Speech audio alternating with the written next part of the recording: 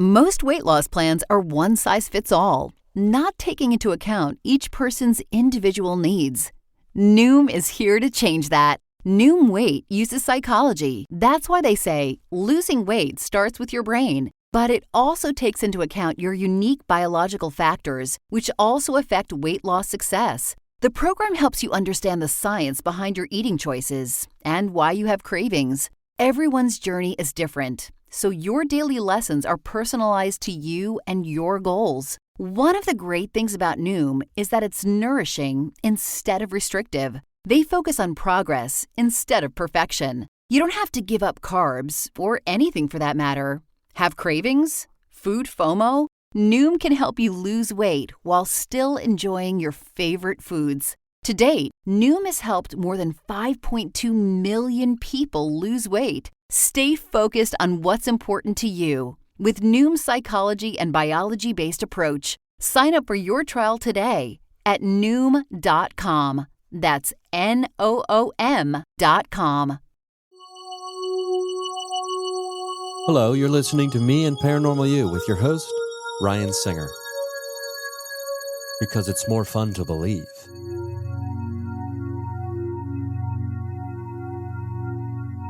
Hello, everyone. Thank you for listening to another experience of Me and Paranormal You. This is your buddy, Ryan Singer. I am joined once again, I should say maybe whatever the word for 6 is, or 7 or 8 or ninth again, joined again by Ed Brown. How you doing, buddy?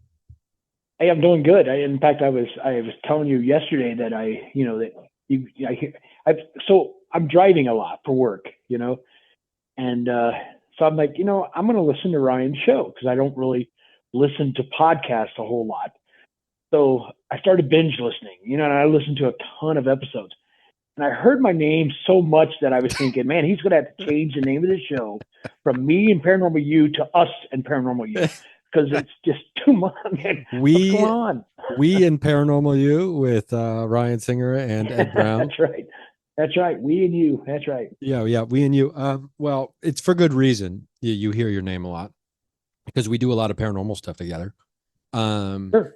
And so I guess the show has turned into, well, I would say at least at the very least, the 30 or bonus of the solo episodes, have turned into kind of just ongoing, somewhat, sprinkled in with updates about what I've been up to. Sure. And so a lot of that has to do with Ed Brown. That's cool. Mention, I definitely enjoy working with you. I really do. You know your stuff. You're talented. You're very intelligent. You know what's going on. But I will tell you, I did notice one other thing. If you don't mind, I throw this in before we get started. Should I stop recording before you say this, or should I keep going? No. Keep going. It's fine. No, this is something for your audience too. So like Big Brother's watching. If you're sitting around with your buddy, and one of you guys mentioned, hey, man, I'd love to go to Hawaii for a week, and for the next 6 months, you get these ads on your phone, for $800 round trip ticket to Maui or whatever, And I was thinking about that because I noticed that all of your commercials have to do with mental health. Dude, I never hear the commercials, so I have no idea what they are. Is that what they are? Are they mental health commercials? A lot of them are actually. Yeah. I know you're kind of anti-ad. I hear you talk about it all the time, but which is great. But I generally do that little 15-second thing 10 times to get through it, and then I get back to the show. But they actually there are a lot of mental health commercials, and I'm going, man, what's it telling me? What's it telling both of us? If you listen to Ryan Singer, you need clearly mental health. I think that's what it's telling me. So clearly, you need to prioritize your mental health. Yes, if you're listening to this program, that's right. Yeah. So, Big Farm and Big Brother, that's right. teamed up to try to, get your shit together. Well, aren't they one and the same? Yeah. Right. So really, it's funny because, we were, we're having a good time talking about this, but I have an update from an ongoing investigation that we're a part of. And just to give people a quick heads up, or just like the briefest of all recaps, in 2019, Ed Brown invites me to go on an expedition to an undisclosed location in Florida. That has turned into an ongoing 5-year kind of quest, where we still go and investigate to this day. That all started in 2019. At least, yeah. Yeah. So that all started, and it all started in 2019, at least for me, because you had been there previously, when you had set up an expedition to go down there. So I was actually just on the phone with the homeowner for about an hour right before we have this conversation just now. And I haven't had a chance to go through it and clean it up. So this is kind of a dickhead teaser, but a bunch of audio from hours of, allegedly this happened today. Swim it. So audio of something that we did while we were there, or something that happened while we're gone? Morning. That's something that happened this morning. Where this isn't a direct quote, obviously, but this is me writing down, because I've taken to writing notes down every time I'll wake up, because of the time difference, not because I sleep so late, but that's also part of it probably. But, every once in a while I'll have a text message from the homeowner, and she'll just be like, hey, give me a call if you can. And so, what was it that I have it written down right here? Oh yeah, here's a quote. She was taking a walk today out in the on the property, and said something along the lines of, kind of to herself, not out loud, "I'm not frightened of you. I wish you would show yourself to me." At approximately 9 a.m. this morning. Cut to 9:30 a.m. and there is loud growling coming from the backyard woods of the house, and down the hill. And gotcha. So, and not just growling, but a ruckus is being made. And apparently, and it was frightening enough to go inside. Ironically, after saying, "Hey, I'm not frightened of you. I wish you'd show yourself to me." Oh, okay. I guess it turns out that I am a little bit frightened of you, and I go inside. Right. So she's inside. It's so loud that you can hear it clearly from the inside of the house. It's very loud and pretty close. Can't get a hold of her husband. Calls a friend, a neighbor friend who we know, comes over, and it stops as soon as he drives his truck up the driveway. He leaves, and about 45 minutes after he's gone, after they walked around to try to see if they could see anything, couldn't find anything, it starts up again. And that's when it, from inside the house, recording audio of these loud creatures. She calls a friend at the, Fish and Wildlife Commission or whatever. They won't send anybody out. So she gets a number from her friend and ends up being a biologist in a neighboring city, Panama City. Okay. And plays the audio for the biologist. And because she goes, I think there's a black bear or a grizzly or something. Somehow there's a bear on our property. And the biologist immediately goes, that is not a bear. That's definitely not a bear. And then I will play you audio of what a bear sounds like. Plays the homeowner a bunch of different audio from different situations that a bear, in distress or when it's hunting or is attacking and things like that. And then goes on to say, I have no idea what that animal is. Which is just a government official biologist saying, I have no idea what that is. And then says, if you happen to catch video of whatever this is, please let us know and send it to us. Of course.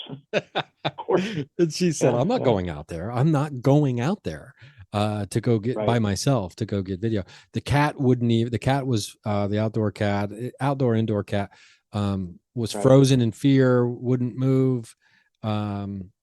So we don't know. We have no idea of what obviously was happening. Obviously, we have our suspicions about what it might be, but I've had a chance to maybe just listen to a couple seconds of it right before we jumped on this call. I'll have to send it your way, and I have to try to clean this audio up and boost it because it's from a Right. cell phone inside a house from something that's down in the woods from Fine. in the Outside. backyard. So, and I did hear something at one point, and my immediate reaction was just, "What the fuck was that?" Like it Right. started You me. know, Tabitha and I went down there not real long ago. I don't remember. It was probably in uh, August, maybe August, September.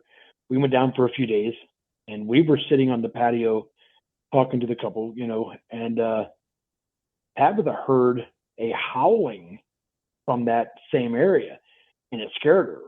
She was the only one who heard the first one.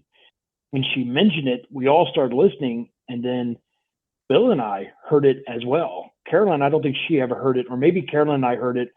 I think Bill heard it too, but I think it was just me and Bill and Tabitha, of course. But I think one of them didn't hear it, but I think it was Caroline that couldn't hear it. But anyway, we heard it, and it was not far away. It was probably, you go down the hill, then it goes back up, and then into like an opening way back there. It sounded like it was coming from that distance, so it was pretty far away, but it was very clear. And Tabitha was the only one who heard it the first time, and she still talks about that. It startled her. It scared her. Holy shit! You know what I'm just realizing too.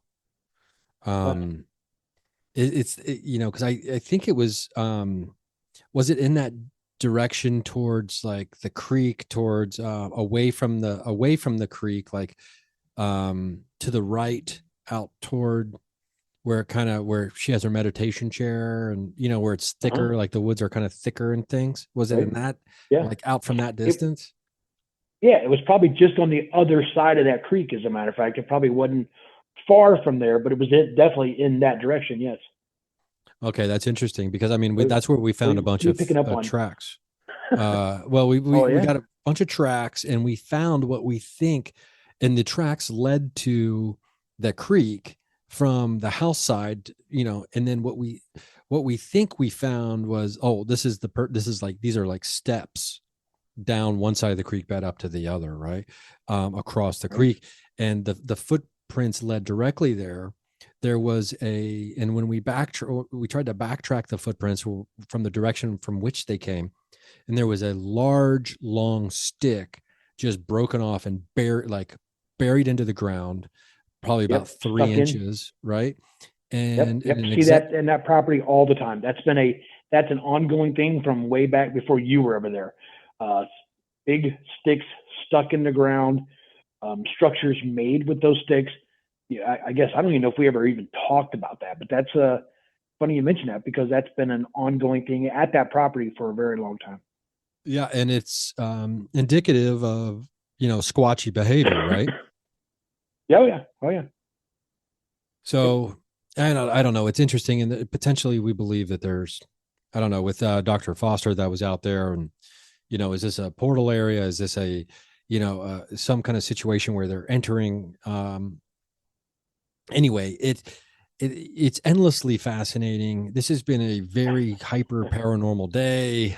I finished Right, watching right. about 2.5 hours of the end of the UFO hearings at the Senate Oversight Committee, and then five Interesting, minutes huh? later, I'm on the phone with Carolyn for a little over an hour, as she just lists off a litany of things that have happened this week alone. I'll have to send you some photos, and maybe I will post one of them over on the Patreon page of just some unidentifiable, or I have no idea what these things are. It's some kind of weird, it's like mud, right? But it's like a mud track or print or something of some kind, that Uh-huh. was left on. They have two decks on the back of their house, for those people listening, that are separated. And on the railings of each deck, there is the same kind of, I don't, I, I hesitate to call it a print, but some kind of marking with mud. That's a distinct pattern. And I don't know if it's like a buzzard got muddy and sat its muddy ass on the railing. I have no idea what happened. I'll have to send you these photos. I've sent them to Dan Butler right before we started recording, who is a former game warden who knows how to track animals and etc. So Oh, to see if he he's just a even stud, yeah. recognizes an animal. But when it comes to, the high strangeness that's happening out at that property, I guess it's, especially you were talking about Tabitha, the first time someone's there, there can be moments where you're just like, what the hell's happening, right?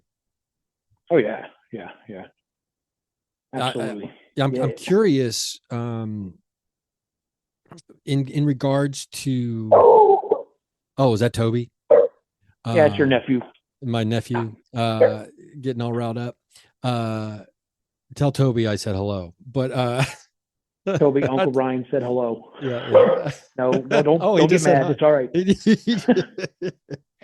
He's probably barking about the Bengals. Oh my God. Like, what a disappointing, what a Oh, yeah. heartbreaking season it's been as a Bengals fan. But, How do you how stay a it, fan? yeah, it's tough. You have to open up your heart and be vulnerable and understand that you will be hurt.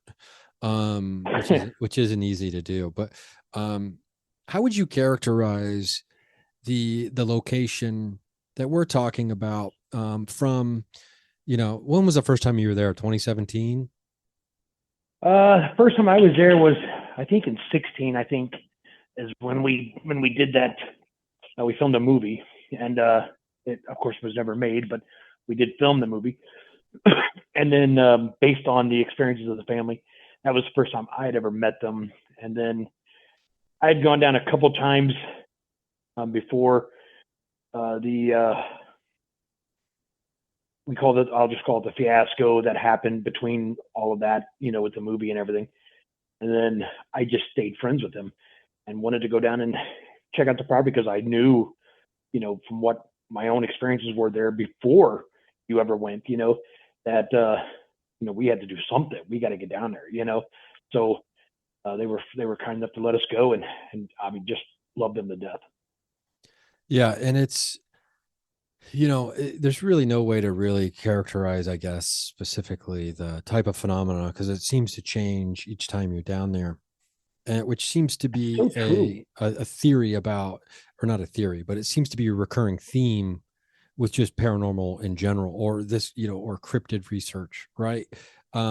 Right. Because you've been doing a ton of, actually, we're going to talk about that when we get back. I do have to take our first little commercial break here. So we're going to pause Yeah. for a couple seconds here. Don't forget you have a fast forward button on your phone and on your computer. Or you can just, for $3 a month, never hear a commercial again over at patreon.com/Ryan Singer. We got Ed Brown on the phone, and we're going to come back with, we're going to talk about investigation, the morphing investigation, the morphing nature of an investigation, and what that means.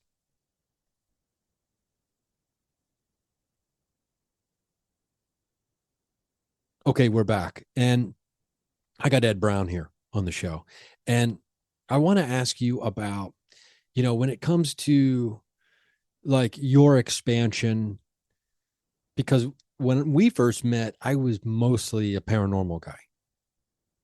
Right. And I had spent very little time out in the woods, so to speak, like squatching or Bigfooting. Sure. And that has drastically changed, since meeting, since when we met and became friends. Right. Um, you were always interested in, paranormal, even though, is it safe to say that you were more of a Bigfooter or a squatcher? Well, and I think you hit the nail on the head there. I am definitely more into the paranormal than I ever have Bigfoot. However, I kind of got a name in Bigfoot, so I got stuck in that Bigfoot box. Everyone knew me as a Bigfooter. No one knew me as a paranormal investigator. While I definitely did over those years, I definitely did a lot more Bigfoot research than paranormal. I still enjoyed the paranormal more than anything else personally because that's just, I mean, I don't know, it's just fascinating. I can't. I, it's crazy to me to talk to people, especially with the Prism. I know I listened to your Matthew Jackson interviews, and what a guy. I mean, I love that guy. He's you guys have a great banter together. But he's and that device is like, I mean, have you noticed? And I'm just curious if it's just me. Maybe it's just me because it's, but is it, does a lot of that seem to be directed at me more so than any of the other investigators per se. Did you Oh, notice that, or is that just me? you mean the The communication, responses. the Yes, responses? yes. I mean, Well, I get house guests brought cigars, and I get we asked it one time what we were going to have for dinner, and it God, said I'm so glad you brought stew. this up. Yeah, I mean, I'm so glad you it's brought just this up. weird. It is weird. And I don't have a name for what you're experiencing quite yet. Because wow, this is so because I didn't plan on talking about this at all. But Yeah, you know me. right, so I'm in my apartment in Los Angeles reviewing footage before the most recent trip, and I'm like, I hear my fucking voice, dude, and right, and I hear it like in my voice. I hear my voice say, "Am I crazy?" Right, and then so I send the clip to a couple people. Another friend goes, "Oh my god, I hear my voice." Right, they said they heard their voice. Right, another person goes, "Oh, I feel like I'm hearing my voice." That's So, that's which crazy, and it's the same audio. yeah, roughly, yeah, and a couple. There's maybe two very short clips that I'd sent out, and Right, right. so, and then there's moments where I think there's the moment I got called out on my religious bullshit or something like or my aversity to organized religion in Prism in Sure. the trip we took in May. Um, but there's something deeply personal about Prism, and it is this weird phenomena where I feel like almost everyone who participates with it feels it's talking directly to them. Right, right, And and exactly. and it's and so I'm so glad you brought this up because there were some moments where you're just like, oh shit, he just like Prism just nailed it. Right. Like where I've been on the outside even looking in on that, but like, oh shit, Prism just Right. Prism just got you, dude. But Yeah, yeah. but but it's like even in those moments it feels so hyper personal even to the other people I think too, and I don't know what that is about Prism specifically because I've never experienced it with other ITC devices. Sure, sure. Well, uh, I know when it can tell you, and I don't know, I don't want to like just ramble on, but this one specific time when we knew that Carolyn was making a stew. Everybody knew that, and we asked the prison. We were just kind of goofing around with it. What are we going to have for dinner? And it said stew, which was really weird. And we're all kind of laughing about it. And I said, wait a minute, I'm a really picky eater. I don't like stew. What am I having for dinner? And it said pizza. All right. And we kind of laughed about it again because I was like, well, there's nobody's going to deliver pizza out here and it's too late to get any. I'm not going to have pizza, but that was pretty cool. As we get to the house, Carolyn said, hey guys, dinner's ready. I made stew. And she goes, Ed, what do you want to eat? I know you don't like stew. And I said, I don't know. She goes, I've got some frozen pizza in here. And I said, well, pizza it is, and it's like, what the hell? I mean, seriously, that's like, it's this, I understand skepticism. I mean, believe me, I consider myself very open-minded, but skeptical at the same time. It takes a little bit to convince me. Rebecca Foster convinced me that what she does is real because she's dead on. The Prism convinced me that because I never believed in this. I truly never really followed the ITC stuff because, words go in there. If your phone can pick up, like I've made a joke about it earlier, but truly, if your phone can pick up, you're talking about going to Hawaii and then you get ads about Hawaii, then why can't an ITC device listen to what you're saying and pick up and know who's in your group? So when you say, ask for a name, it's going to give you somebody that the thing's just heard, So I never really believed in ITC devices either. But this no memory bank, not connected to the internet. There's nothing there to give us what it's giving us. I don't know how to explain it, and I'm sure Matthew Jackson does a much better job than I do trying to. But it's skeptics can say whatever they want to say, but when you're having a conversation with someone passed away, and you're having a conversation about eating snacks and things that's absurd, but it's happening and it's crazy. Fun. Yeah, specifically what you're referencing, if you don't mind me saying. Oh, go ahead. Is there was a researcher that was the first paranormal researcher to research the property, and you two shared an affinity for a specific sweet treat, right? Right, exactly. So we both liked moon pies. Okay, yeah, and so do you mind telling that story? No, yeah. Or like telling about like how Prism, or the connection with Prism on it. Sure. Well, he and I both had a love, if you will, for moon pies. I love a good moon pie, and I don't get them very often, and neither did he, but we both loved them. So when we would, if I got one, I would take a selfie of me taking a bite of a moon pie, and send it to him, and he'd be like, "Oh, you dick," and that's kind of the way we went back and forth, just for fun. It was just fun banter.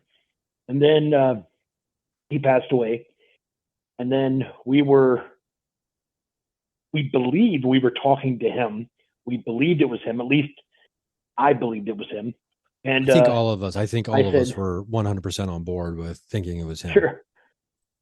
So I asked him, I said, if that's you, what is, and no one else knew. That was just something he and I did years ago. You know what I mean? So, and it's not that I was hiding it. I just didn't talk about it. Kind of like the cigars thing. I wasn't hiding it. It never came up that I brought cigars from Bill, and I would smoke a cigar and catch up every time. No one knew that stuff, but that thing was telling us, just like this. And I said, okay, if that's you, what did we send pictures of each other doing, And it said snacks. It didn't say moon pies, but it did say snacks, which was pretty cool. And then another spirit said, and I don't know if I should say his name or not, but I will. I don't care. But it said, "That's your friend, David?" And it asked a question.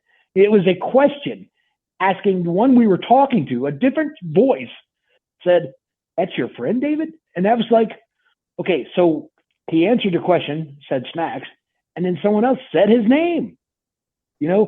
How much more evidence do you need? Crazy. Yeah, I keep saying crazy. I mean that in the, not in a, it's not easily explainable by modern scientific explanations. Exactly. It's crazy. So yeah, it's crazy. Yeah, it is wild. And I think when you get into paranormal investigations and when you're hyper interested in this, whether it's just from an outside looking in and as a researcher, from that perspective, and just being hyper fascinated, you hear these stories and they're super compelling. They're unbelievable in many ways. They fascinate us. They capture our imagination, like I said, and then we're just hooked, right? And then you have an experience of something that you might be skeptical about, like you said. And I think we'd be lying if any of us said that there wasn't part of us that was skeptical about things, right?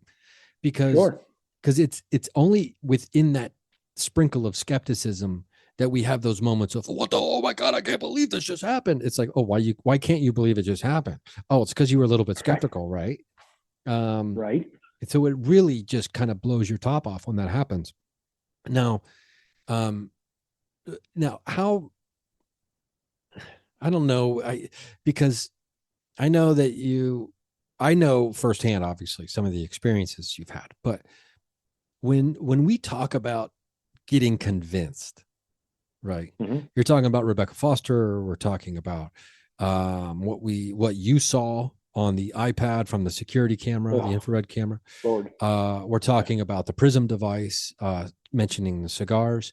When we come back, I want to talk to you, and I want to get a straight answer out of you, Ed Brown, about how deep that anchor got buried in the mud of belief immediately or if it was just like all these different things were a jackhammer driving the stake down even further. So we're going to be right back. We're going to take another quick commercial break.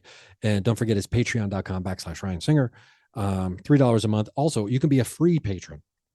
And I'm giving away some of these for free anyway. So where you can go over there and there's a bunch of episodes that don't have commercials, even if you're just a free member. So you don't have to pay $1. But you can also pay $1. Also, there's a dollar tier if you just want to, contribute $1 each month, just for shits and giggles. We'll be right back with Ed Brown.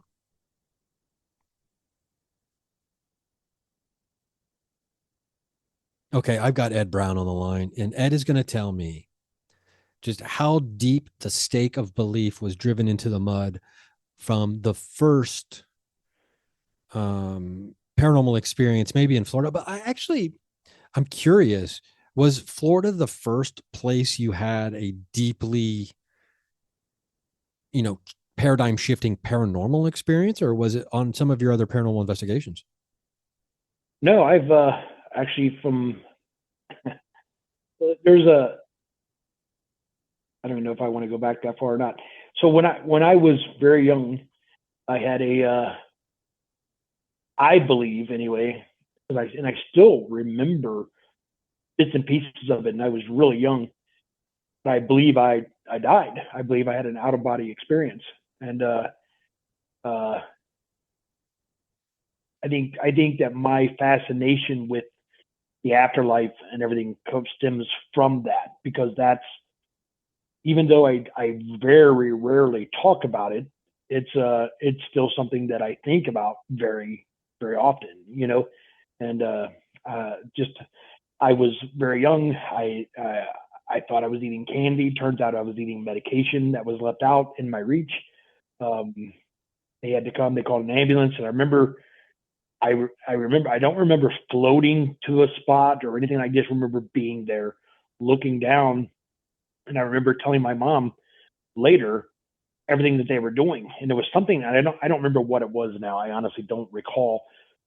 One of the paramedics said something, and I mentioned that to my mom, and she was convinced that I was right, that I was telling the truth, And I described what they were doing. I described what they were using, and I had no idea what those things were, but I could see them. I watched it, and I don't remember going back into my body. I don't remember any of that, but I do remember being in the upper corner of the room, looking down, watching them work on me, and I'm like 4 years old or whatever it was. And so that incident in my life, even though I was very young, has always been a very weighing down. I don't know what I'm trying to say, but it was very influential, I guess, is the best way to put it. And it keeps me interested in what is afterlife, because I feel like I've seen it in a very small point. Does that make sense? Yeah, it does. It's like your initial anchor point, right? That doesn't mean you don't drift around in the water a little bit, but right. But that's when you first dropped anchor. And I think the distinction between believing in the paranormal through an experience that we've already had is something that can be classified as altogether different than believing in devices that communicate with the paranormal, right? Because I don't think we've ever made this. I don't think I've ever made this distinction here on the show.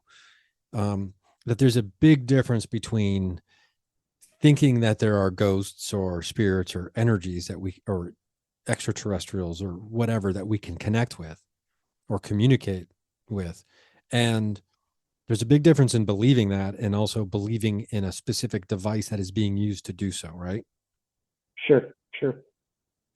So I think that is where, like, when we're talking about like the ITC component, right?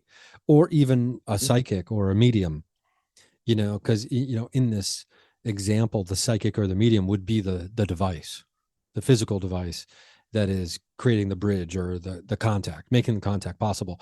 And we all know that there's, psychics out there that are, just really good at reading a person and, taking people's money, right? Whether it's a storefront on Hollywood Boulevard or who knows, right? But so your belief, I guess the question should have been, was in your belief in the world of ITC devices in general became more firm, or in portals specifically, even as a paranormal phenomena, became more firm through, somewhat recent experiences. And that's a fact. Yeah. Cause I can tell you, I never, I, I trust my friends, a lot of them. I trust them when they Oh, I tell me like where this is going. they see this, I like they where see this that. is headed already. Right. And, but there was always that, come on, it probably really wasn't a portal, it was probably something else, and I never truly was on board with this whole portal thing, until I saw what I saw on the iPad, and at that point I'm like, I mean, I'm lying to myself if I say I don't believe in them, because of what I saw, it's like, how do you, Dan Lindholm and I, Dan, I mean, obviously great guy. He has big truth. And our slogan is, basically, we don't care what the truth is. We just want the truth. And if I didn't believe in portals now, after what I saw, then I'm not really going by what our mission statement is. When you have that kind of experience, you have to follow that kind of evidence, and that's just all there is to it. You can't help but believe it. I Specifically, you're talking when somebody about, says it's crazy. Yeah. And specifically the experience you're talking about, let's remind people of exactly what happened on that iPad, what you saw. So we were all outside, and Eric Connor actually was down at the Sugar Shack, and we were all outside, and I think there was a piece of equipment. I was like, I'll go in the house and get it.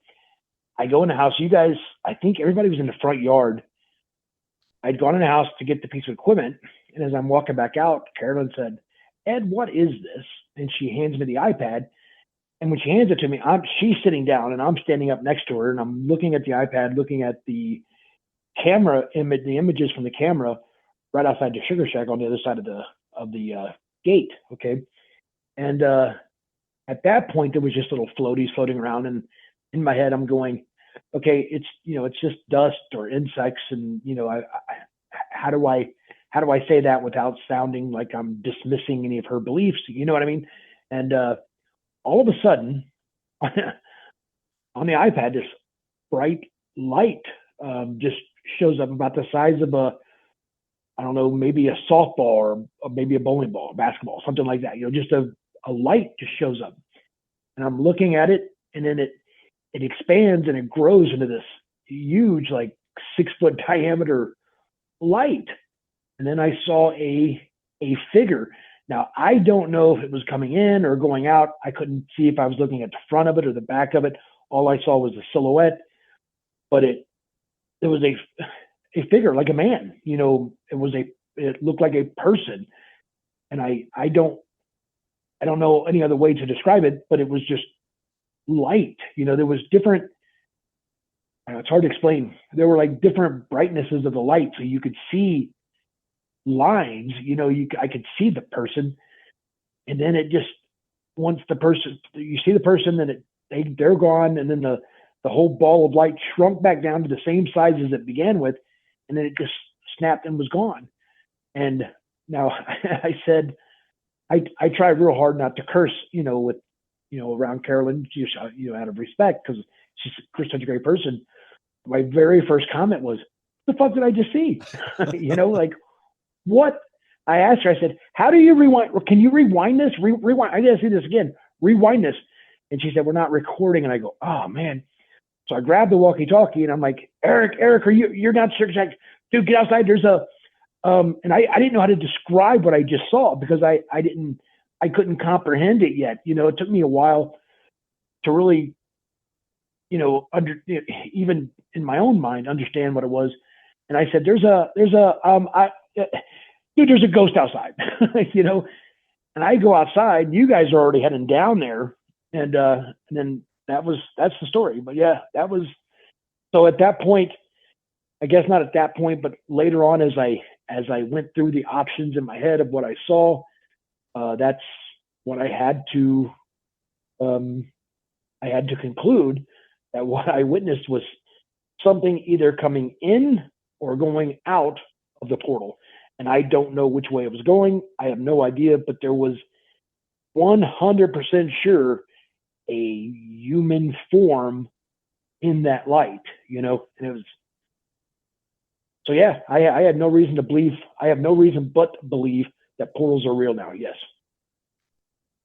I mean, it was a transformative moment for you. Oh, yeah. Yes. And Huge. I could tell it in your voice and see it on your face.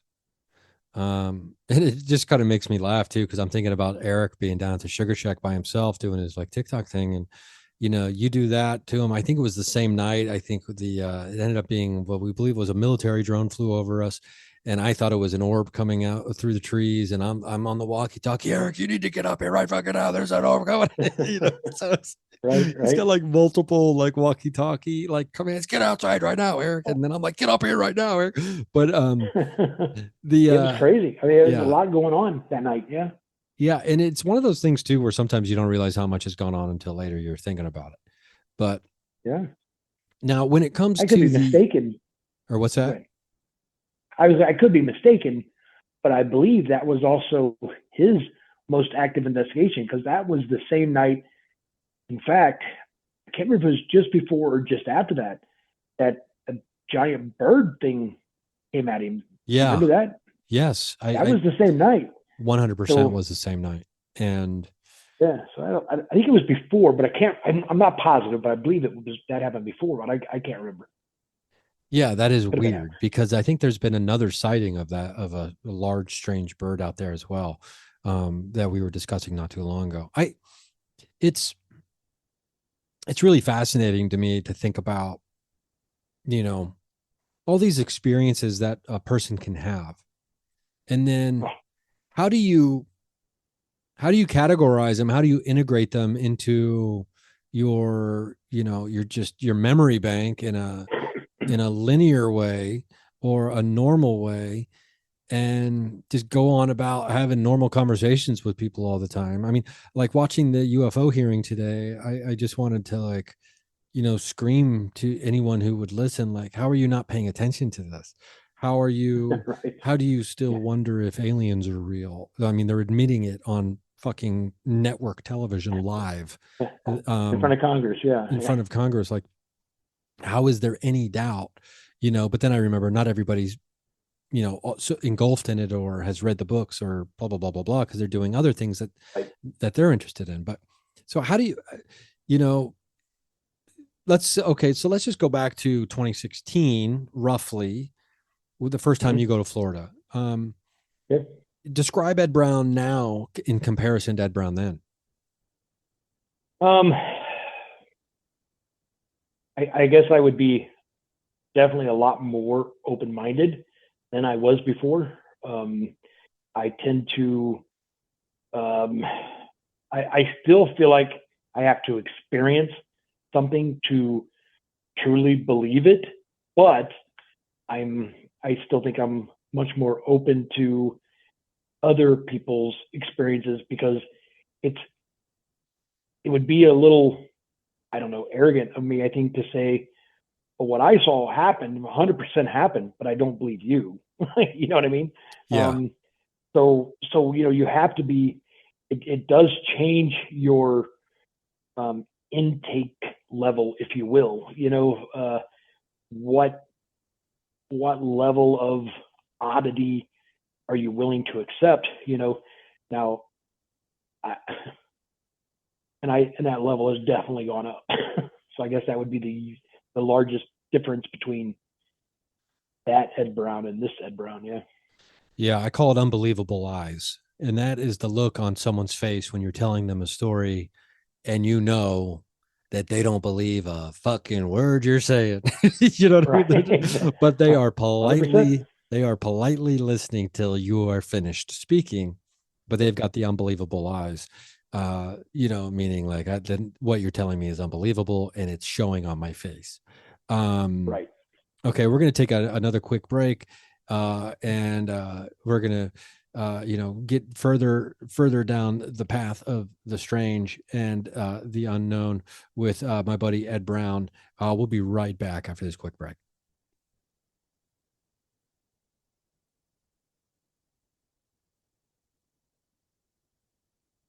And here we are, we're back. And for patrons, we barely left. So talking with Ed Brown about the You say it's process. only $3 a month? Only $3 a month. Can you believe that, Ed? Oh my gosh, dude! A cup of coffee. I stop at a lot of truck stops to have coffee. Man, that's nothing. That's nothing. Yeah, it really it's is worth it. Definitely really, worth it. and we didn't even plan this right now, this conversation we're having about how affordable it is to go commercial free. And it's just, that's how, that's what just a natural salesman Ed Brown is.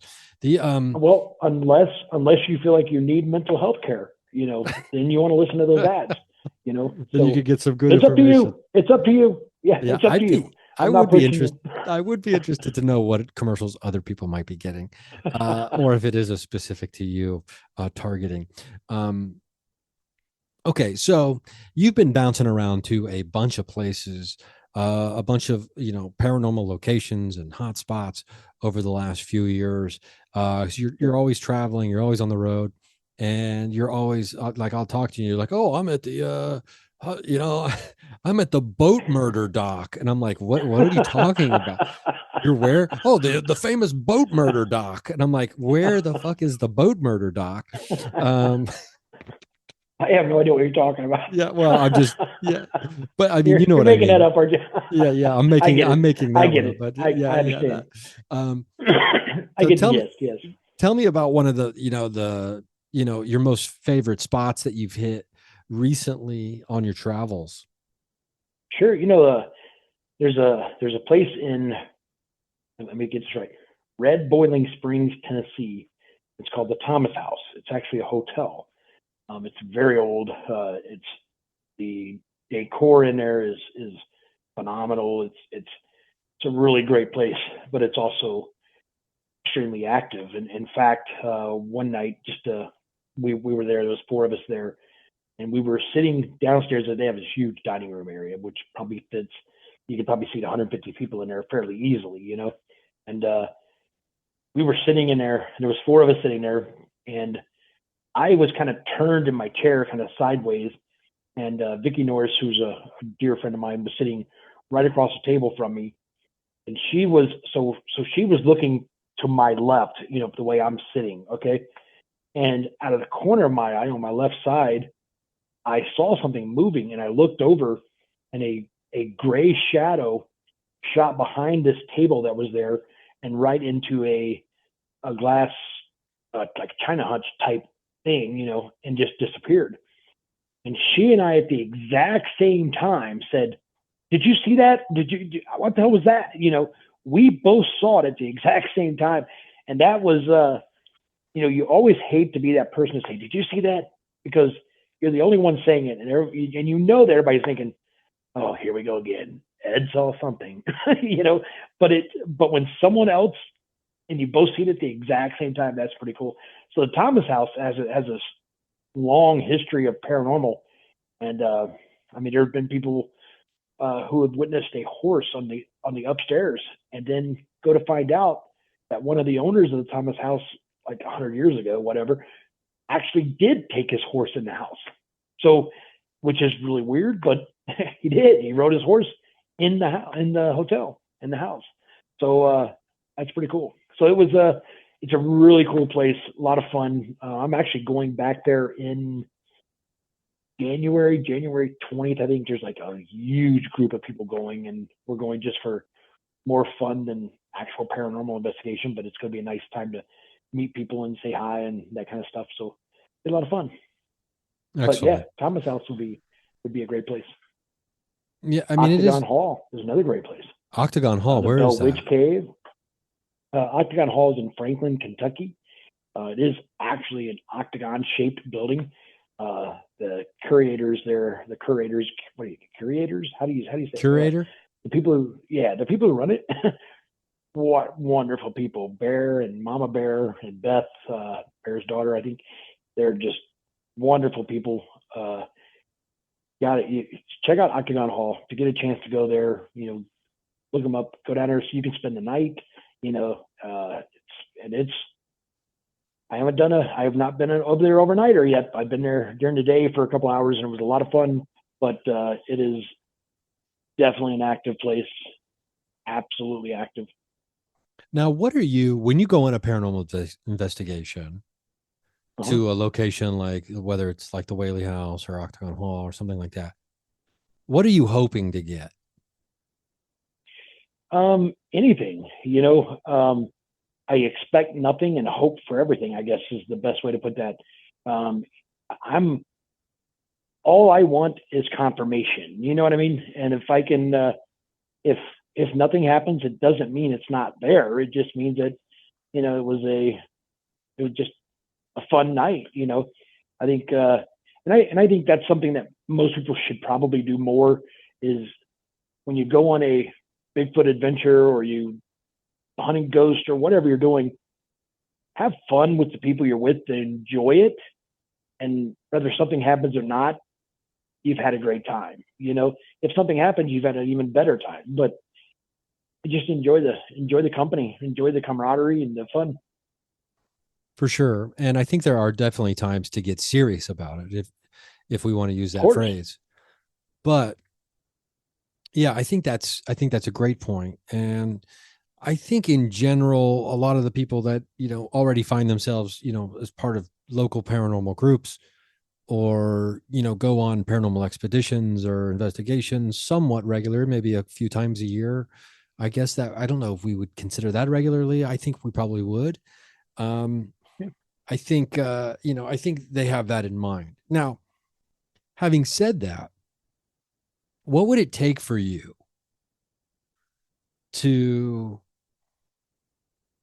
have what level of experience or happening would have to happen for Ed Brown to be like, everything else must stop.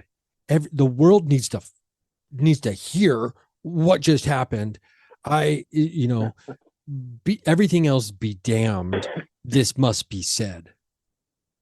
Well, it's already happened, and that the most amazing thing that I could have ever beyond hoped for would have been that what I saw on the iPad, the portal opening and closing with something coming in and out. I don't know that that could ever be topped. I mean, I think it's just and people need to know that whatever that is, we have to know it's there, and we have to find a way to study it, so we can understand it, so we can, we can, I don't know, understand. If once you understand things, it's not so bad, but you just have to study it, and that's why when we were going down, I remember you told me, pick like 3 different locations, and I'm like, I know one, and that's the only one I care about.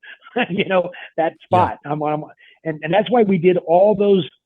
The last time I was there, you guys had gone down once, and I wasn't able to make it. But the last time I was there, that's why we did the test with the voltage and checking Carolyn and everything, because it wasn't a very active trip paranormally, but we still learned so much, and it was so fun. Yeah. And, we did multiple variations of testings down by the Sugar Shack in this specific location where you saw that happen. And lots of crazy stuff happened in that little spot that we believe to be a portal. And whether it's the REM pods, answering questions when I'm asking for specifications of the size of the portal, things like that. We did a prism session there. We did dowsing rods there. We had the sermon at the portal happen there. We won't get into the details of that, but if you remember that, but it was pretty wild. And so that is interesting to me that for you, that's, right now, that's the peak of the, Mount Rushmore right now for you. And, I think when it comes to experiencing the paranormal and when it really gets its claws into you, and like Dan Lindholm will say, I love Dan. And, we call him Sure. Daytime Dan and Late Night Lindholm because Nine on them, yeah. as soon as the sun goes Yeah. down, Late Night and Lindholm comes out, and Yeah. the monster drinks get drank, and the wild man emerges. But the Yes. like, he'll be like, everything in my life is about being here right now. It's just like, it's like he's a guy who has And been that's not paraphrasing. yeah, that's a direct quote. Oh, he's And awesome. He's awesome. and so it's like, the claws, paranormal got its claws into him. Paranormal got its Right. claws into you. Paranormal obviously got its claws into me and everyone else. But I wonder, one of my roommates just asked me this, 2 hours ago. Because I was trying to give them just like, here's some key points about the UFO hearing, because you guys aren't going to watch it, right? And so if you're interested, here's some key points that I'm taking away from it. And then one of them asked a follow-up question that said, now, do you think you think people are going to be talking about this more in the future? And I thought it was a great question. Great And question. and if I had to guess, I would say a year and a half from now, there won't be anyone who's not talking about it. Well, But no, see, and I disagree. I and nothing against your opinion or anything like that, but I'm just saying the same people who are still talking about Bob Lazard and all these other whistleblowers, society didn't just change and say, wow, that's happening. Society, the government tries to keep us from it because they're afraid we're going to go crazy and it's going to cause mass hysteria. At least that's the excuses they give. But the truth is, we as a country or as a race, we don't care. We only care what's happening to us now, and it's an unfortunate truth. So, do I think more people are going to get into it because of the people talking about it in front of Congress? Absolutely not. No, but nobody else. If you're not already into it, that's not going to convince you to get going, in my opinion. yeah, that's interesting. It's I mean, sad. yeah, It's sad, but it's true, I think. yeah.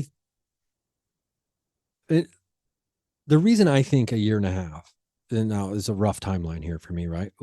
Why I say that is for a couple Sure. reasons.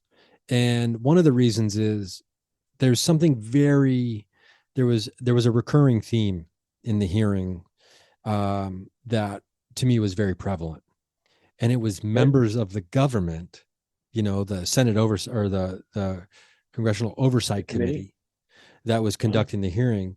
And all the people asking questions, who are all members of Congress, are members of the government. And they are flabbergasted that the answers cannot be given in this hearing, and that half of the answers are, I can't talk about this now in a closed hearing, or if we got a skiff, we could talk about it. And they are just like, so who can I ask questions to? And they're like, well, I can't really tell. I can tell you that maybe somewhere else. And so you are seeing members of the government getting pissed off that they Right. are not given the information that they're asking for in a very formal setting.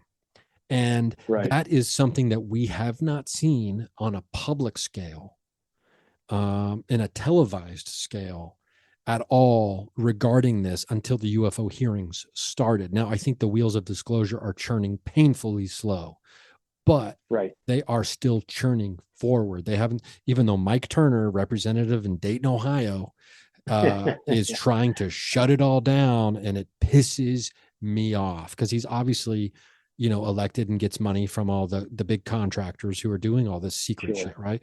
And so, Right. but it just pisses me off that Dayton, Ohio, because of Wright Pat Air Force Base, that guy is responsible for trying to close the door on disclosure. It's so upsetting, but that's not what this is about. So that's why I'm thinking that it's a year and a half, because people in the government are getting pissed off about other people in the government not giving them information. And Right. so big disclosures will happen in the next 18 months, because there's already there was a program that was disclosed today. And for listeners, I'm going to be doing a third-year bonus later this week with thoughts and recaps on all this stuff for you as well. But there was a program that I'd never heard of called the Immaculate Collection. which I don't know if you've heard of that. It's the I have UFO not. No. crashed retrieval program that I believe was just disclosed in this hearing. And it was called Immaculate Collection, which is a play off Immaculate Conception, which is Sure. Jesus' birth and other births throughout history that have been considered God induced, right? Right. So there is a big disclosure, and that's part of a 214-page document that was disclosed, or a report written by this guy. And I haven't obviously had a chance to read it yet, but so that's why I think that we're headed for that in about a year and a half. I think now. Oh, I hope you're right. I hope you're right. But what I want to ask you about after that diatribe is I got a doozy of a question for you. We're going to take one more break and we're going to come back and I'm going to drop this doozy on Ed Brown. So we're going to be right back, and we got to plug this new podcast you're going to be doing, by the way. Just giving people a heads up about that. So let's take one more quick break and we'll be right back.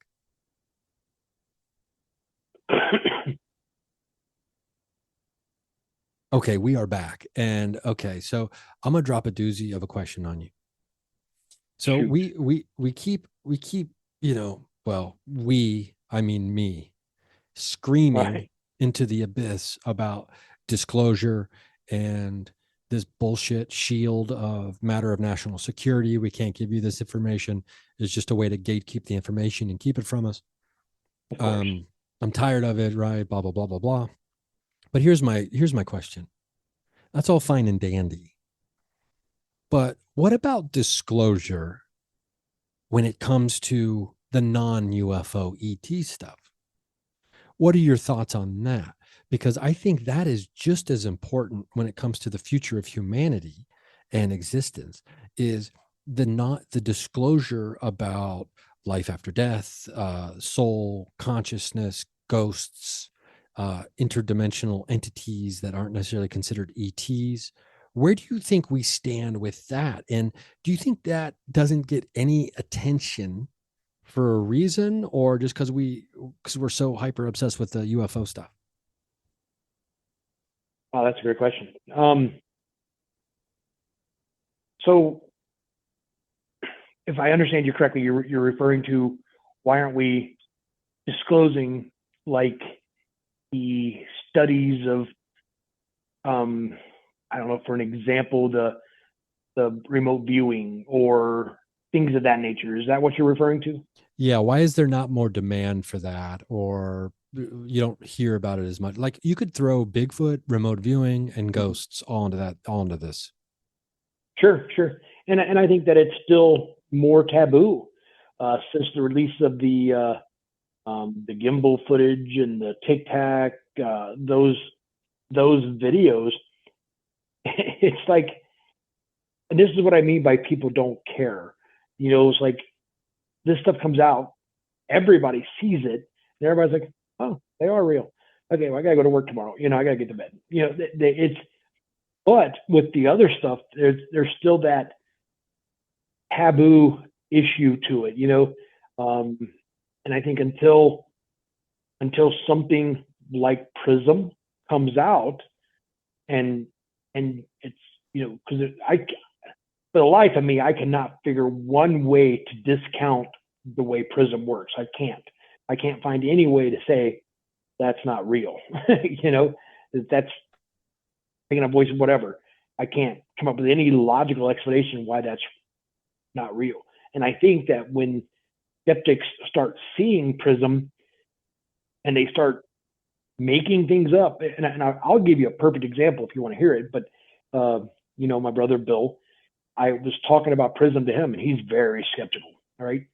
And his first words to me were like so out there that it was the exact opposite of being open-minded to 100% closed-minded. He said, well, how do you know the homeowner didn't have a friend sitting in Denver, Colorado somewhere on the phone telling him what to say, and then he was just typing it into the machine and it was saying what I'm going, it's like it was such a stretch of possibility that it was even probably worse to me hearing that than it was to him to hear what it was doing. You know what I mean? It was like asinine that he would even come up with that possibility. You know, it was like, well, the homeowner had nothing to do with it. The guy who brought the device never knew the homeowner. Well, how do you know they didn't know each other? And I'm going, dude, you would have to think that everybody there was in a conspiracy against me to believe that's true, and I don't believe that. You know, so people, when it comes to the paranormal, Bigfoot, remote viewing, or psychic ability, or all, unfortunately, they're still in that taboo stage where, you know, UAPs or UFOs or whatever you want to call them are now getting more mainstream. And I think that's the best answer to your question, I think. Yeah. Well, it is interesting to think of how fantastical and almost supernatural an explanation of a skeptic can be, to try to get away from maybe opening their mind to what could have possibly occurred. Sure. Especially on our scale, on the scale of just, you know, some people hanging out, you know, doing this investigation, and, you know, not for ourselves, but for the homeowners, and then also trying to document it along the way the best we can. But you know, it's not like this was some kind of big ticketed event that we're trying to scam a bunch of money off of somebody. Right. You know, like this isn't like Houdini at Madison Square Garden or something, right? Yeah. But that is reminds me, interesting. I got to go so I can balance my bank book. You know, Oh yeah, yeah. You I got got so all much these money. extra money coming in. Yeah, I got to count it every couple of days and Yeah, make sure I don't lose any of it. and while you were mentioning, you know, the Prism device, and, you know, and I can't wait, you know, for sometime down the road when people are able to access this as well. But, you know, who knows when that'll be. But let's just say the Prism device isn't contacting the other side, okay, or some interdimensional beings or energy. Let's just say, for the sake of an argument, that the only thing Prism really does is tap into the consciousness of the people using it and spit back our thoughts. Even then, that's kind of mind-blowing, right?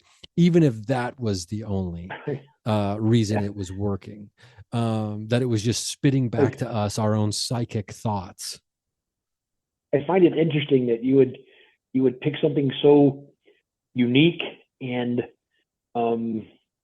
interesting to object to what it is probably actually doing, that even if it's just that, which would still be phenomenal. You know what I mean?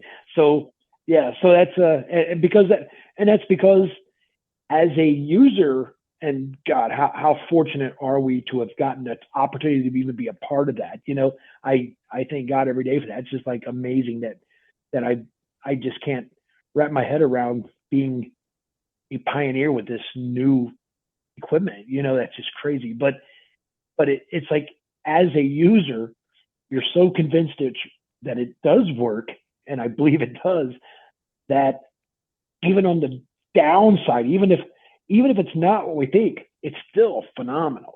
You know, I think that's pretty cool. Yeah, 100%.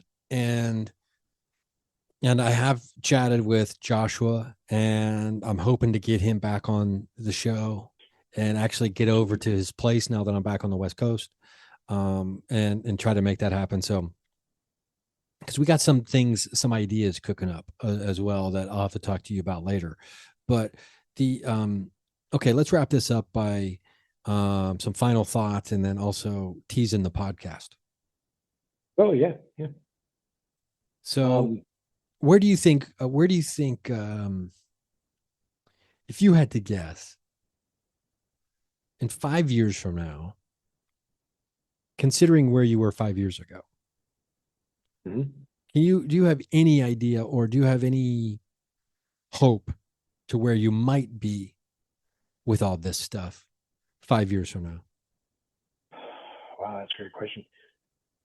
I mean, my hope is that the Prism device is developed into a user-friendly device that people could purchase and use, and people could,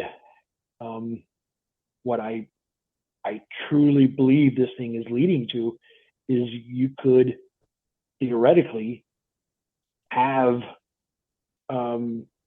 conversations with lost loved ones, and I heard one of your episodes I was listening to, and you made a funny joke, but it was so accurate and true about the Oprah. 100 years from now, Oprah is still going to have her show, but it's going to be through Prism, And then I was like, that's funny, And but it's but what you're saying is, I know it was a joke, but there's some reality to that.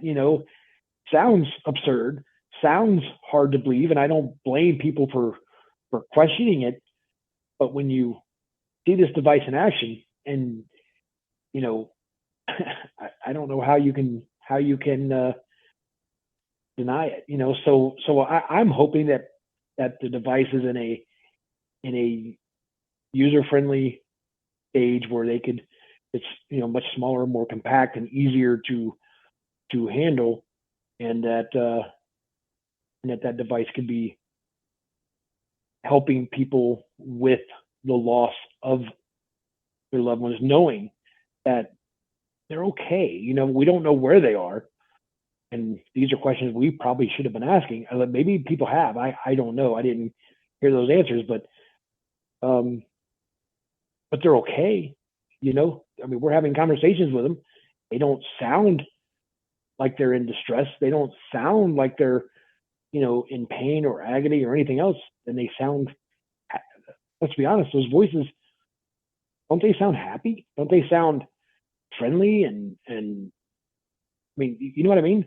So these are realities that I believe will come, and I look forward to that. Yeah, imagine that world. Wow. Where you can just get anybody on the phone if they're wanting to talk with you.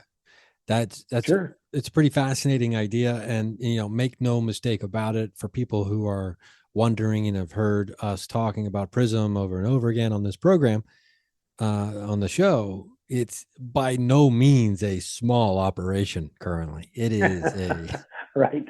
Yes. Think early ages of like computers and the internet, right? It is a major it's a major situation setting up Prism to work as it is now.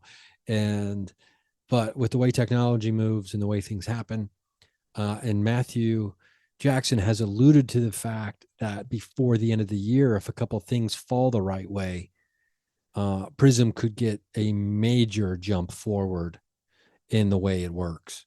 So we'll be, I think we're just maybe a few weeks away from hearing about that as well. So anyway, Good.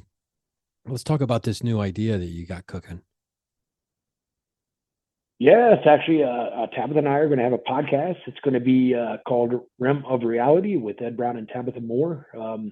We're going to pretty much talk about anything and everything. We're going to have occasionally we're going to have guests on, just like you do. But I think a lot of our episodes are going to be just she and I talking about different events. I do know that our first one, and I'm going to go ahead and give a teaser here. Our first one is actually going to be discussing the Beverly Hills Country Club fire from 1977, where 160 people died in this fire. And it revolutionized. It was the very first class action lawsuit ever. It changed laws and everything. It was just a horrific event, and we're gonna talk about that. She has delved way into it, and she's an expert on the kind of subject now. It's she starts talking to me, and it's like, save that enthusiasm. Well, that's awesome. That's awesome. Yeah, and it's a lot of fun. Okay, cool. Well, obviously we'll be letting people know about that. And I got to we got to give a shout out to State of the Union. Which Dan's show, the new show by Dan Lindholm, by Daytime Dan. Yeah. Daytime Dan actually can get some things done, right? And Daytime Dan is in charge of this project.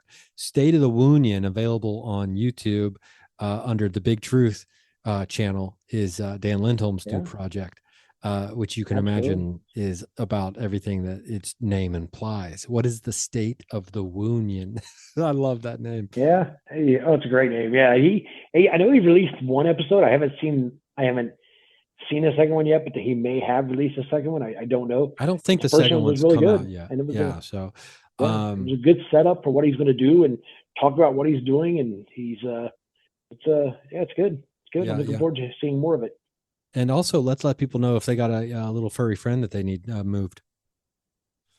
We should plug that. Big Truth Pet Transport. Absolutely. Go to bigtruthpettransport.org. Is it .org or .net or both? You know what? Let me bring it up right now, and I should remember this. Yeah, yeah, because you made it. bigtruthpettransport.net, I believe. Let's see. No, it's not net.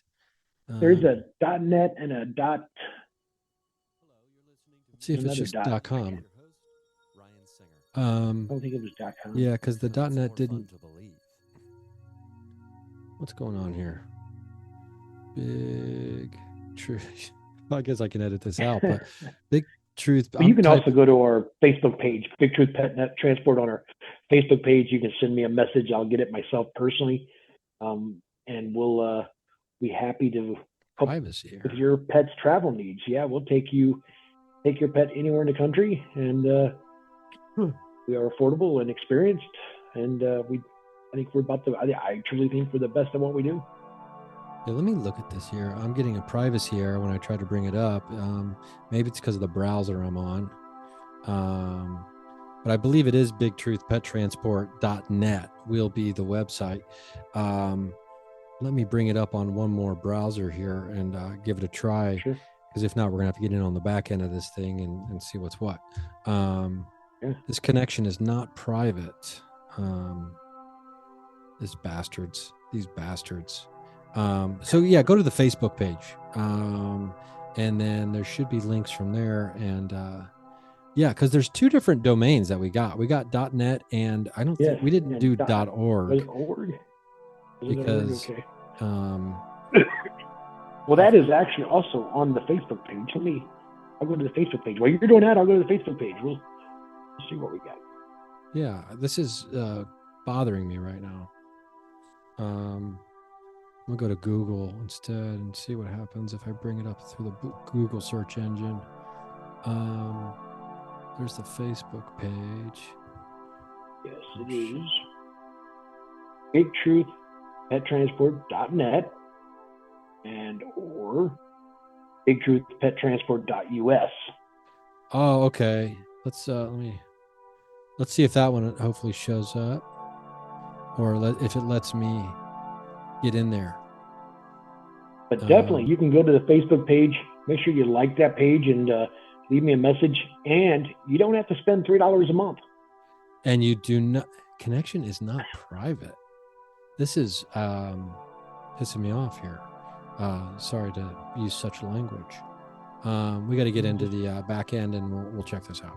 But okay, so thanks for listening. But you can find them on Facebook, Big Truth Pet Transport, and the emails on there, the phone numbers on there. You can get a hold of Ed if you need any kind of pet at all transported. Ed'll make sure that happens for you, that your furry loved one will get there safe.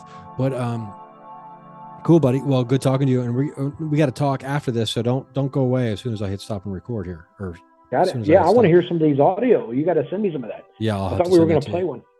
Yeah, well, I don't have it cleaned up yet, so I understand. Yeah, you bastard. Okay. Well, cool, buddy. Well, we're going to talk real soon. Sounds good, man. Hey, thanks, guys.